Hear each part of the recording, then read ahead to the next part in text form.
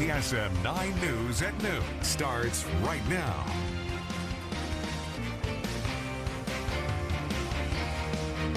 Coming up, a Guatemalan man detained at the Camp East Montana detention facility at Fort Bliss has died from what ICE officials are calling suspected natural causes. We're going to have the details in just a few minutes. Then the Federal Reserve meets as the president takes his economic pitch on the road. We're going to break down the recent moves by the president ahead of a key decision on interest rates. And after experiencing our first and only freeze this season, is winter here to stay, Robert? Well, that's right. It was one morning of cold 28 degrees, and now we're going into the 70s. I'm going to have your detailed forecast. We're live on KTSM 9 Plus, and your news starts right now. This is KTSM 9 News. Breaking news. Well, we start with breaking news this hour. A Guatemalan man detained at the Camp East Montana detention facility at Fort Bliss has died from suspected natural causes, and this is all according to ICE officials. Good afternoon, everyone, and thank you so much for choosing KTSM 9 Plus. I'm Monica Cortez. 48-year-old Francisco Gaspar Andres was pronounced dead yesterday morning at the hospitals of Providence East. Now, according to a news release by U.S. Immigration and Customs Enforcement, Gaspar Andres was admitted to the hospital last month, and while the cause of death is pending, medical staff attributed it to natural liver and kidney failure. The man had told immigration officials that he entered the U.S. illegally. He was detained at the Camp East Montana detention facility pending removal proceedings. However, during his stay at the detention facility, his health continued to decline, and despite several hospital visits for treatment, he was eventually diagnosed with renal failure and internal bleeding, which then led to his death on December 3rd. Now, this is, of course, a developing story, so for the complete timeline of events and more, just head on over to KTSM.com. Meanwhile, Congresswoman Veronica Escobar is joining 122 House Democrats in introducing the Dignity for Detained Immigrants Act. This legislation is to enact safety measures and oversight on immigration detention centers and to make sure that civil and human rights are protected. Now, according to a news release on the act, since President Donald Trump returned to office, the U.S. of immigration detention has skyrocketed to unprecedented levels with over 66,000 people detained. Now, during that period of time, 23 people have died in ICE custody.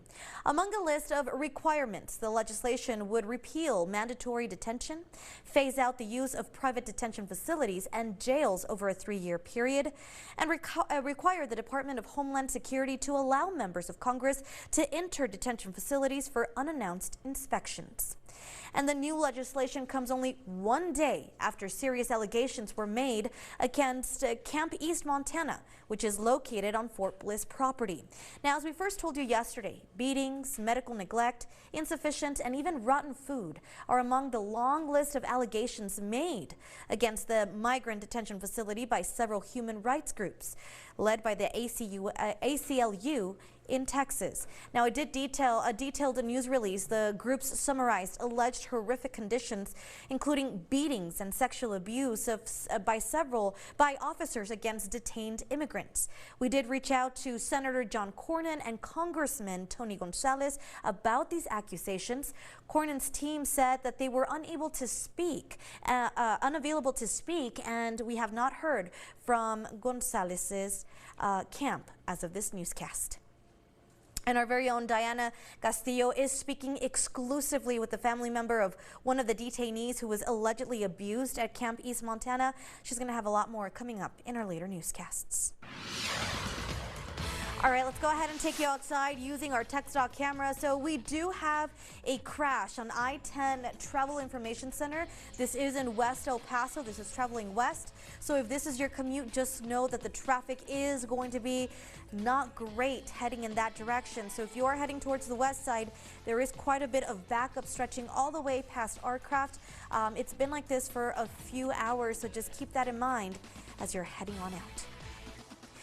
Well, Well, first at 4, a man arrested on a warrant for homicide and attempted homicide and extradited to Ciudad Juarez. Now, the district attorney's office North Zone carried out an arrest warrant for 40-year-old Hugo Cesar P.A. for the possible crimes of aggravated homicide and attempted aggravated homicide. A court order was issued last week and served in collaboration with the National Guard, and he was deported from the U.S. at the Staten Bridge.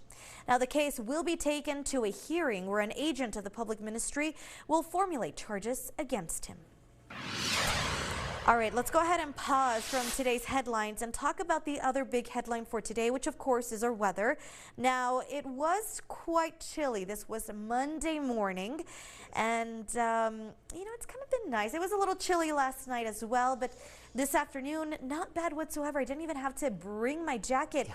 Robert, did we just get a glimpse of winter? Well, I think it's very important that we freeze one night. And then we'll just move back into the 70s, and we'll just skip that cold weather, trees. Right? Yeah. No, the trees, they need the hard freezes. You know, that's very good for trees. So I'm not speaking for trees right now. 67 degrees at the airport. Wow, what a wonderful afternoon. And we can thank this high pressure and this right here. We've got a nice westerly breeze coming in about 10 miles per hour. Very dry, dew point only 16 right now. Here are the unofficial high temperatures so far today. 71 at the pass, 70 for Juarez, 63 Las Cruces, 68 Deming, and 64 for Alamogordo. Oh, just get ready. This isn't even the warmest afternoon yet. The 70s are yet to come, and there's a very slight chance we could tip 70 degrees this very afternoon. Now, tomorrow the winds come in from the other direction with a very mild, cool front, we'll call it, so West Siders will feel those breezes. Here's a quick look ahead. High tomorrow, 68 degrees, lots of sunshine, a little breezy at times, and then boom, here comes 73 on Thursday and 72 on Friday. I'm going to have your detailed forecast coming up in just a little bit. Monica. Robert, thank you so much. Well, the Westside Tax Office is closed to the public and will remain closed for reorganization until further notice. And this is what the El Paso County tax assessor collectors told KTSM.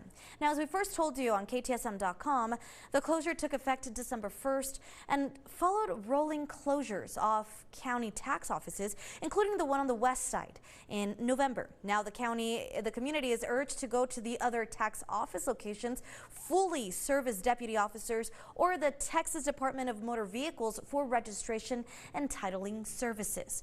Ruben Gonzalez, county tax assessor collector, sent KTSM a statement saying the closures are until further notice, writing in part, quote, "Our actions were necessitated by the lack of support of the county commissioners who have failed to provide me the necessary staffing and space to perform my job as required by the state legislature."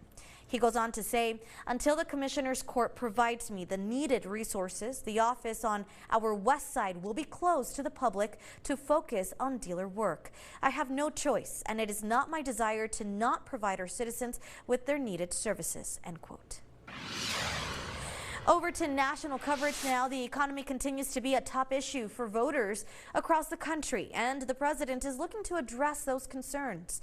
In today's Political Minute, News Nation's Blake Berman details recent moves by the department ahead of a key decision on interest rates. The Federal Reserve meets as the president takes his economic pitch on the road. I'm Blake Berman, host of The Hill on News Nation. The Fed holding its last meeting of 2025 on Tuesday and Wednesday to decide what to do about interest rates. It's expected to cut rates by 0.25%. Factors the Fed considers include the jobs market and inflation. Due to the government shutdown, the most recent inflation data is from September. It shows inflation at 3%, slightly higher than a year ago, but well below the highs we saw back in 2022. It also comes as the president turns his focus to the economy, speaking at a rally in Pennsylvania. On Monday, President Trump announced a $12 billion aid package for struggling U.S. farmers. The White House saying that money comes from tariff revenues. So far this year, the U.S. has collected more than $200 billion from tariffs on foreign goods. I'm Blake Berman, and this is the News Nation Political Minute. Well, as we've been telling you, more than 36 babies have been sickened in an infant botulism outbreak tied to contaminated formula. Now, all of the babies were treated with an unusual orphan drug created from the blood plasma of people who were immunized against botulism. The product, called Baby Big, is the only treatment in the world for this rare and life-threatening condition that affects infants under the age of 1. We did speak with the mother of a child who was hospitalized and treated for botulism. She wakes up, can't lift her head, can't move her arms and legs. We start getting stuff ready for the emergency room. I get on the phone with the advice nurse again. She obviously is like, go straight to the emergency room. So we do, and then they start, running all kinds of tests. Baby Big was licensed by the FDA in 2003. It was championed and produced by a doctor who spent more than 45 years at the California Health Department working on infant botulism. Well, Congresswoman Jasmine Crockett has officially filed to run for U.S. Senate. She made her formal announcement yesterday. Coming up, we're going to go over your thoughts in today's In the Comments segment. Thank you so much for watching KTSM 9+, always putting local first.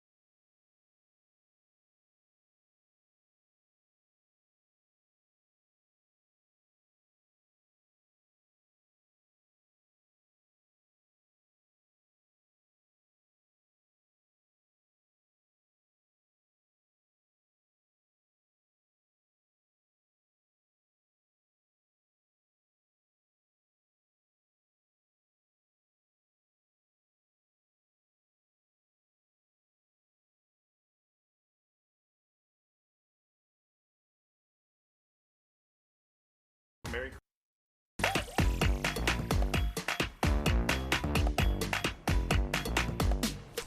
Welcome back, everyone. Well, in today's In the Comments segment, Congresswoman Jasmine Crockett has officially filed to run for U.S. Senate. Now, Crockett made her formal announcement yesterday at an event in Dallas. Crockett is a former public defender and civil rights attorney. The Dallas Democrat served as a state representative back in 2021. Then in 2022, she ran for Congress, winning the seat held by longtime Representative Eddie Bernice Johnson. After announcing her retirement, Johnson encouraged Crockett to run and endorsed her. Crockett then gained a viral fame for her fiery statements against Republicans, including Congresswoman Marjorie Taylor Greene back in 2024.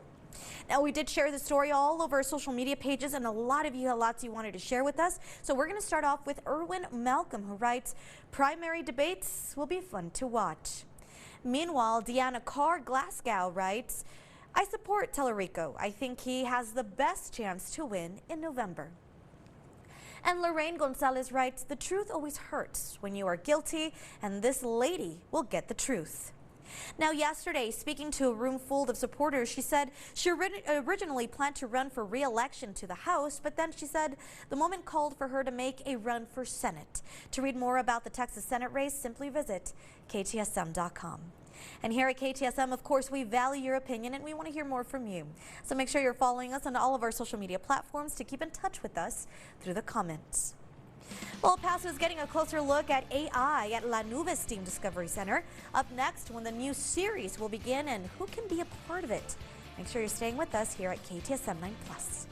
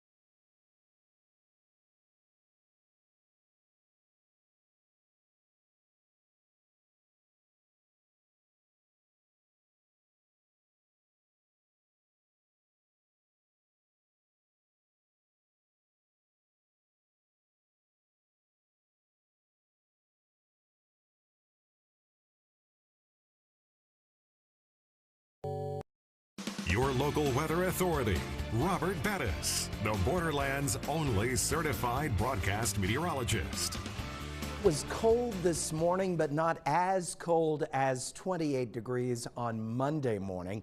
Here with the low temperatures in your town. At the airport, we made it to 34, 36 Juarez, 32 Las Cruces, 27 Alamogordo, and 32 for Truth or Consequences. But we have a change tonight.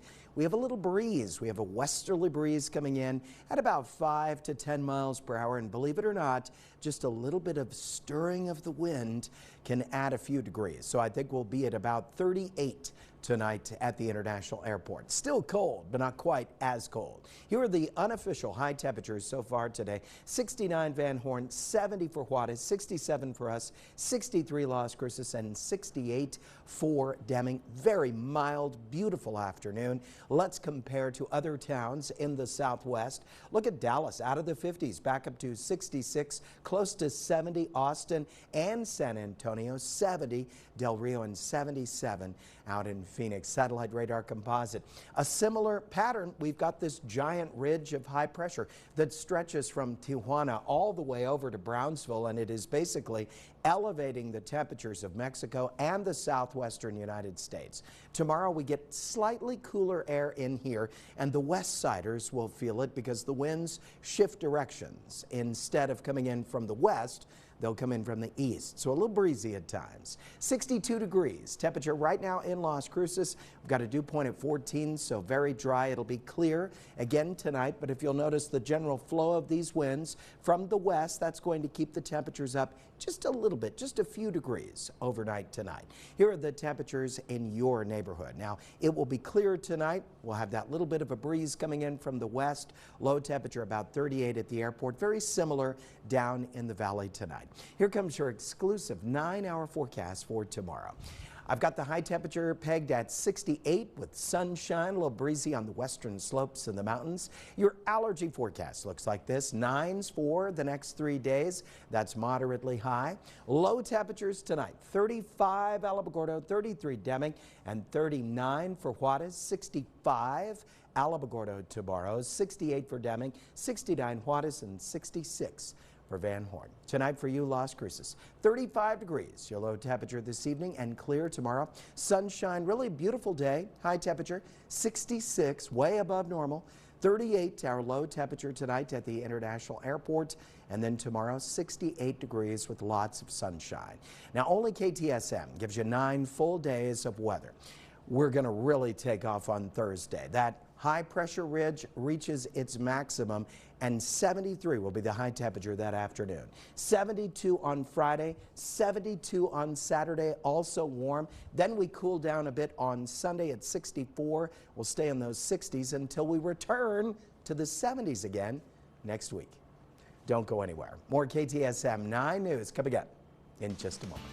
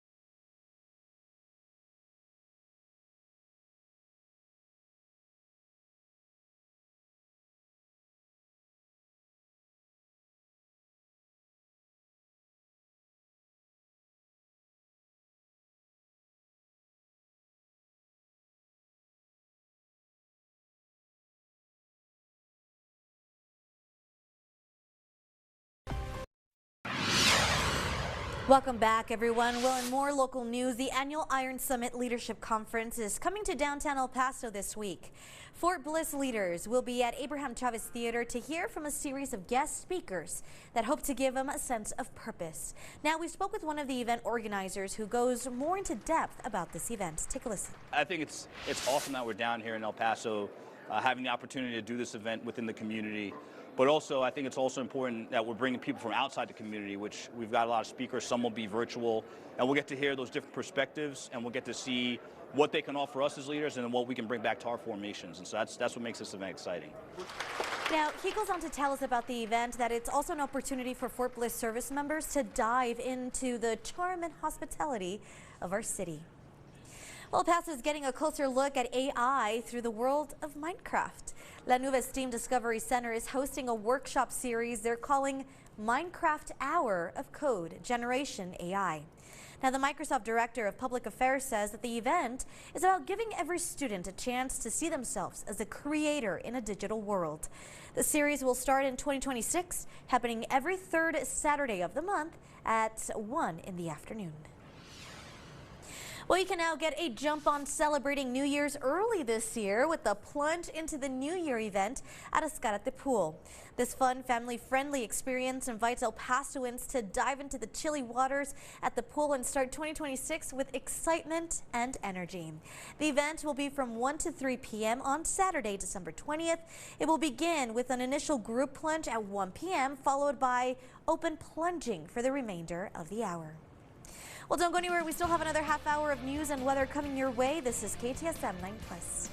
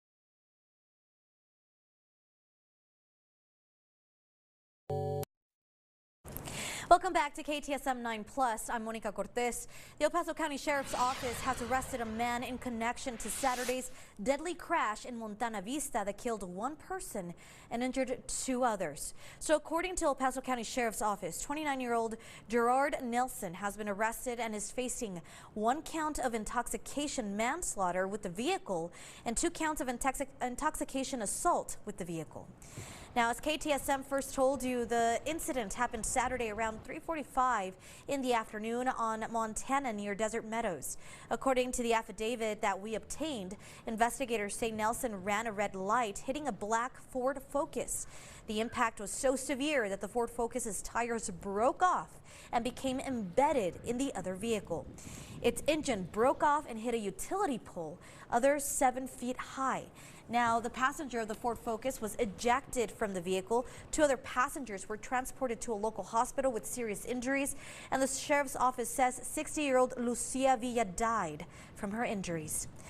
A vanilla Jim Beam bottle was found in the front seat of the vehicle Nelson was driving. And a 19-year-old man wanted on charges in Texas was turned over to the U.S. by Mexican officials. According to the state of Chihuahua, the man identified as Alfredo E.G. was wanted by the U.S. for homicide and aggravated assault committed in Texas.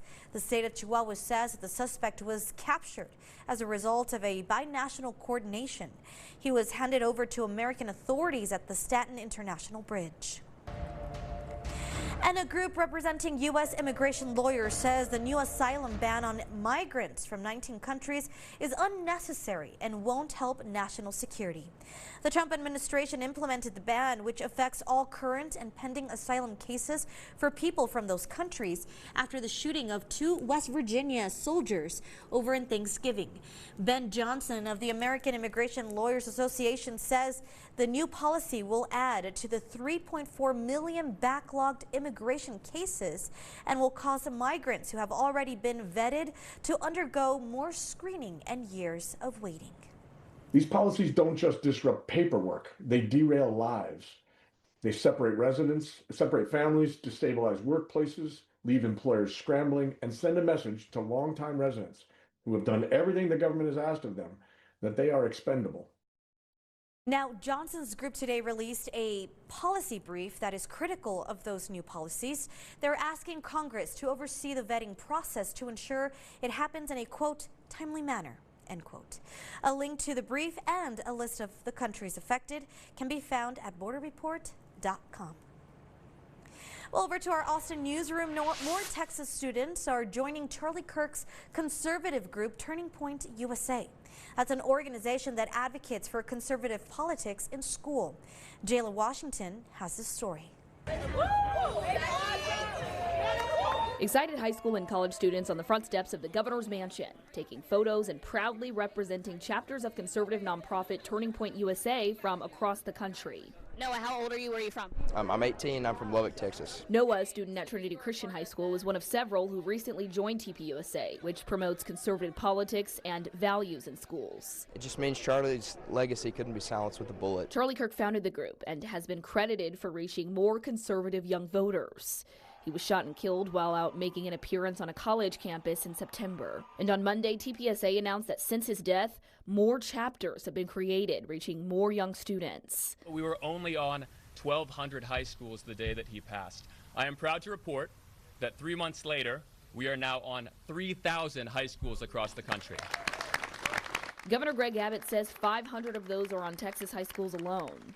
This map on the organization's website showing Round Rock, Smithson Valley, and Moe Jean high schools having chapters on their campuses. Born in Los Angeles. Liberal groups like Young Austin Democrats in the state are too, still pushing to get more young people engaged in politics, supporting less conservative values that matter most to them. I think there's always the worry to say, okay, well, let's see what they're doing and see how we can counteract whatever they are. But President Trump has been in office for over almost about a year now, and a lot of voters my age are dissatisfied with what has happened. Whether it be on economy, affordability. Listen, this is about values. Jayla Washington, KXAN News. Well, happening today, the county is holding their first community meeting for the Escalante Park renovations project. The meeting gives El Pasoans an opportunity to ask questions and learn more about the early design concepts of the project. The county says that they're looking to make improvements on a new park entrance, new walking trails, restoration of the lake, and rehabilitation of the lake's island. The meeting is expected to kick off later this afternoon at 6 p.m. at Escalante Park Pavilion. All right, let's talk a little bit about weather now, because you know what? It's been a little funky lately. So we start off with the first freeze of the year, of the season, which was what, Monday morning? And then all of a sudden, Robert, you're telling us it's spring all over again. Let's get those. We're going to freeze the trees one night, and then we're going to warm them back up so they're extremely stressed. It's not good for them. No, we definitely need to have a hard freeze and go into our normal pattern. And remember, normal is only in the upper 50s this time of year. Wow. Yeah. Yikes. Crazy. 67 degrees is the temperature at the airport right now. Winds coming in 10 miles per hour. We've got 14% relative humidity. Las Cruces, you're 62 at this hour. Westerly breeze there. Up in Ruidoso, it's beautiful. We've got just a couple of clouds over the mountain right now, and the temperature is 55 degrees, which is exceptionally warm for Ruidoso at this time of year. Now here's a quick look ahead.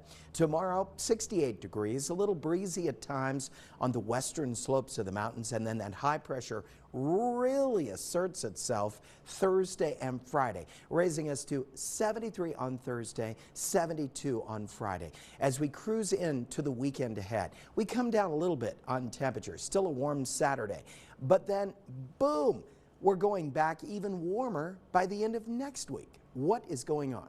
I'm going to have your detailed forecast coming up in just a little bit. Monica.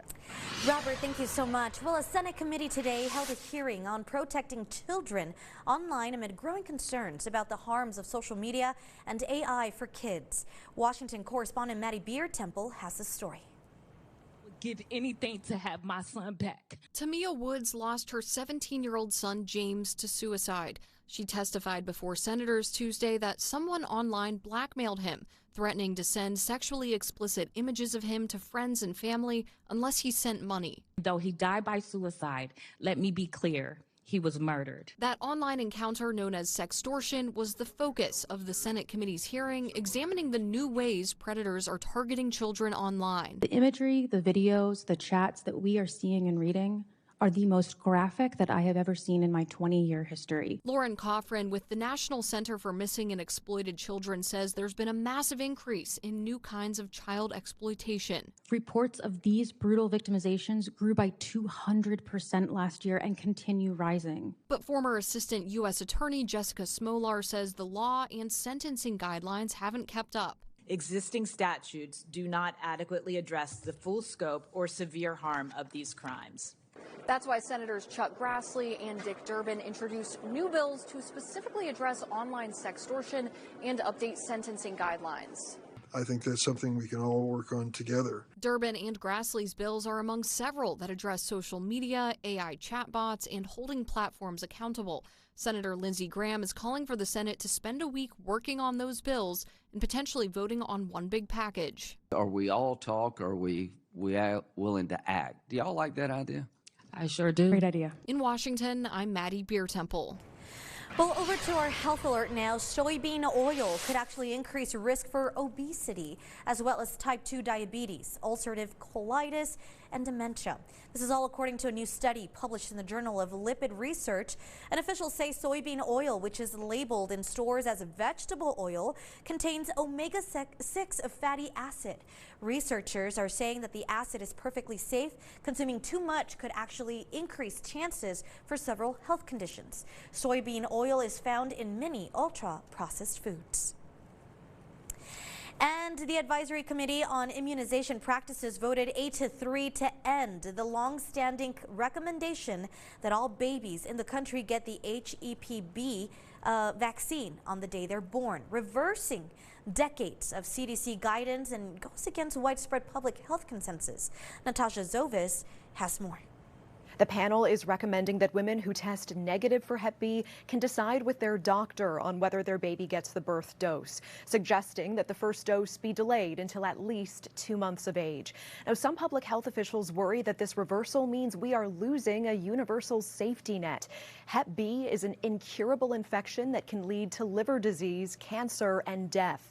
According to data cited in the meeting, the vaccine has been given to 1.4 billion people over the last 3 decades. It's resulted in a 99% decline in hepatitis B in kids and young adults. Now, this panel was handpicked by RFK Jr. You may remember he fired all 17 members in June and replaced them.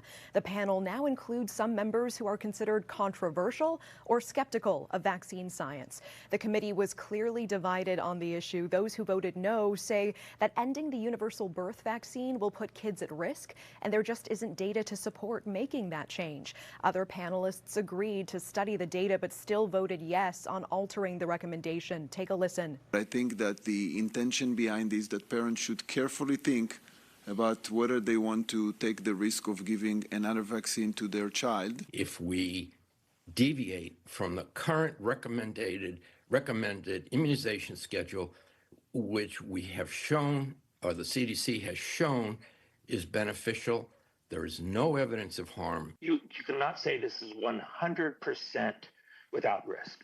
So you might say population-wise statistically, but for the parent who has damage, as the father who spoke the other day, we can't say that this has zero risk. The American Medical Association, for its part, slamming the vote, calling it reckless, saying it undermines decades of public confidence in a proven life-saving vaccine.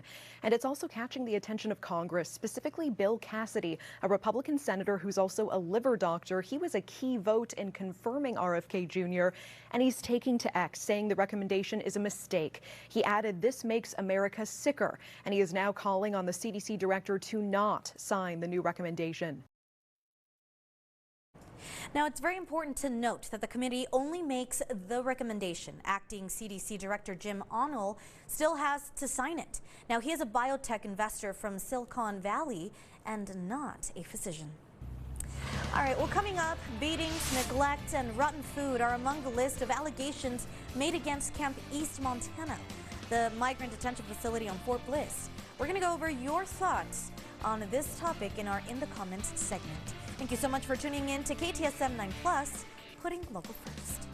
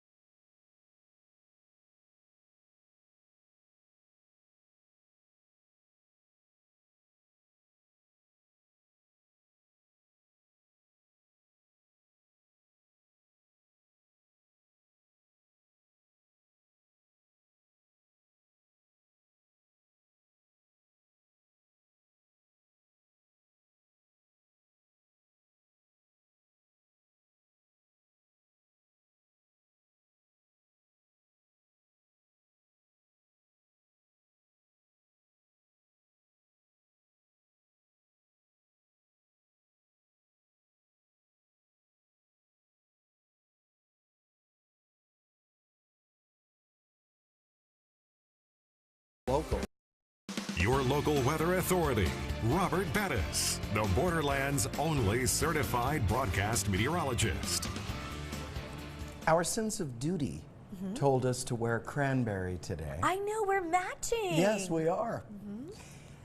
But the weather outside says we really should be wearing, like, shorts, I don't know. right? Yeah, shorts. Should we wear shorts? It's just been so warm, and then you said we're gonna hit somewhere in the 70s? Yeah, about 73 on Thursday, and those 70s follow us right into the weekend. Oh my God. Well, we might as well enjoy it. Let's just enjoy it. Yeah, let's just do it. Let's skip over winter. Shorts tomorrow? Sure, let's do it. Done. Here were the low temperatures from this morning, and here's a live shot outside right now. Good, good, good, good. Clear skies, a little breeze coming in from the west. That's good to keep us up a few degrees overnight tonight. Here were those lows. 34 at the airport, 36 Juarez, 32 Las Cruces, and 32 for Truth or Consequences. Remember, yesterday morning, it was 28 at the airport. So that's a bit of an improvement, at least on temperature. Now, normal lows this time of year is right at about 35 degrees. So that was a normal night for us. We're going to be a little warmer tonight thanks to that westerly breeze. Here are the unofficial high temperatures so far today. 69 Van Horn, 71 at the Pass, 70 for Juarez. We've been at 67, 68 for Deming, and 64 for Alamogordo. Let's compare to other towns. All of Texas is percolating up on temperature with that ridge of high pressure. 70 Corpus Christi, 69 Austin, 73 Laredo, and the warm spot Brownsville at 77 degrees. Satellite radar composite. Now we get a little bit of a change tomorrow. Tonight the winds come in from the west at about 5 to 10 miles per hour. Not really noticeable, but enough to keep that temperature up a few more degrees. I predict about 38 at the airport tonight. But tomorrow afternoon, the winds come in from the other direction, from the east. So west siders, it will be a little breezy at times over there tonight. So clear, a little bit of a breeze tonight. Drop it down to about 38 at the International Airport. And then tomorrow, 68 degrees our high. Here comes your exclusive 9-hour forecast for Wednesday. Just a parade of beautiful weather. Sunshine tomorrow, winds breezy at times, 68 the high, which of course is a full 10 degrees above normal. Here's your allergy forecast. 9s for the next 3 days. That's moderately high. Here are the low temperatures tonight. Going to 35 Alamogordo, 39 Ruidoso, 33 for Deming, and 39 for Juarez. Highs tomorrow. Expect 65 Alamogordo, 48 for Cloudcroft, 59 at the Pass, and 68 for Deming. Tonight for you, Las Cruces, you'll be clear. Low temperature about 35 degrees, so up about 3 degrees overnight tonight. Tomorrow, your high 66, sunshine, truly just gorgeous. 38 low temperature tonight at the International Airport. Similar down in the valley because that breeze will keep it a little mixed. And then 68 your high temperature for tomorrow. Now only KTSM gives you 9 full days of weather, and the 70s are in view. Thursday, that high pressure ridge reaches a maximum, and we'll raise that temperature to 73, a spring-like day. And we get 2 more just like it. 72 on Friday, just gorgeous. Couple of clouds Saturday and 72 degrees. I've actually raised that temperature a bit. Then we get a cool front in here on Sunday. It's going to pop us back down to 64, still above normal. 68 on Monday, and then if the long-range data holds together, we'll be looking at 71 on Wednesday and potentially 74 by next Thursday. Monica? Robert, thank you so much for that. Well, we do have a traffic update to give you. This is I-10 Travel Center, Information Center. This is actually closer to I-10 Vinton. That's where a crash happened. All lanes have been closed until further notice, and you can actually tell, look at all that backup. It does not look good. So guys, if your commute is heading west, just know that, especially if you're going to the outlets, just know it's going to be a mess this afternoon. I would plan a trip to the outlets maybe tomorrow and try to avoid this. It is a little bit of a traffic nightmare. Well, beatings, neglect, and rotten food are among the list of allegations made against Camp East Montana, the migrant detention facility on Fort Bliss. Now, several human rights groups led by the ACLU of Texas sent a letter to ICE officials to stop detaining migrants at the camp. We do want to warn you that the report you're about to hear may be disturbing to some.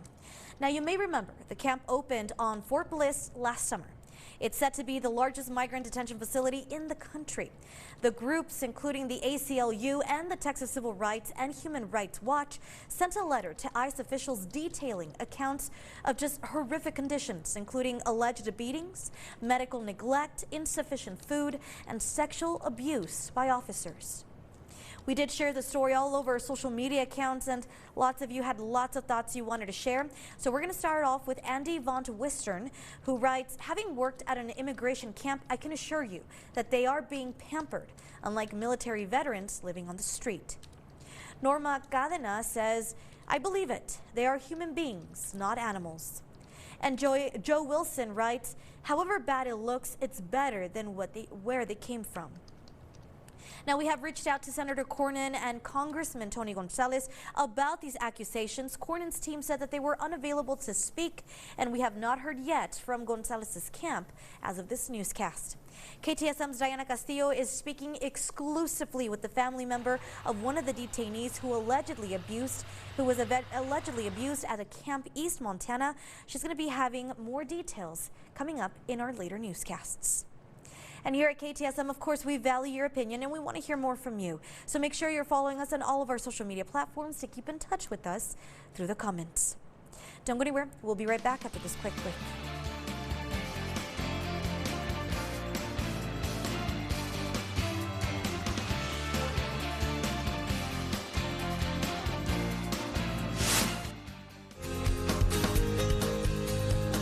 Más Las Cruces. I'm Amelia Lindley, Visitor Experience Manager here with the Las Cruces Museum System. And I'm Mina Stafford, Education Manager with the Las Cruces Museum System. Now that it's the holidays, it's time for you to write your letter to Santa and put it in our mailbox so we can put it on the train to the North Pole. This mailbox here at the Railroad Museum is available now through December 13th, which is when we have our Holiday at the Depot, a fun festive evening for family and friends to come and visit and join us from 5 p.m. to 8 p.m. And we'll have all the lovely decorations, snacks, and even a special guest. I wonder who it'll be. So come on down to the Railroad Museum now through December 13th and enjoy our festive, fun holiday at the Depot. We hope to see you there. Don't forget to visit us on social media and on our website. Happy holidays! Más Las Cruces.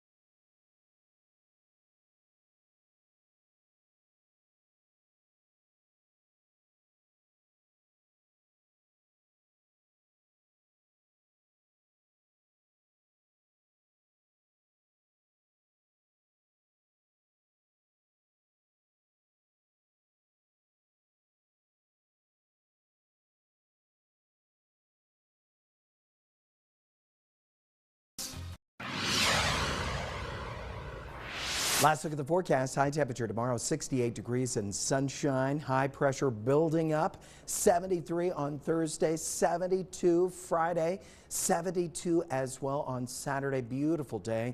A little cool front blows in on Sunday. That'll drop us down to 64 degrees. 68 on Monday with partly cloudy skies. Then we start another little warming trend that'll take us back to those 70s on Wednesday and Thursday. Monica. Robert, thank you so much, and thank you for tuning in to KTSM 9 Plus. I'm Monica Cortez. Join me in 30 minutes as we go over 9 News Now, our show at 5:30. Don't go anywhere. We'll be right back.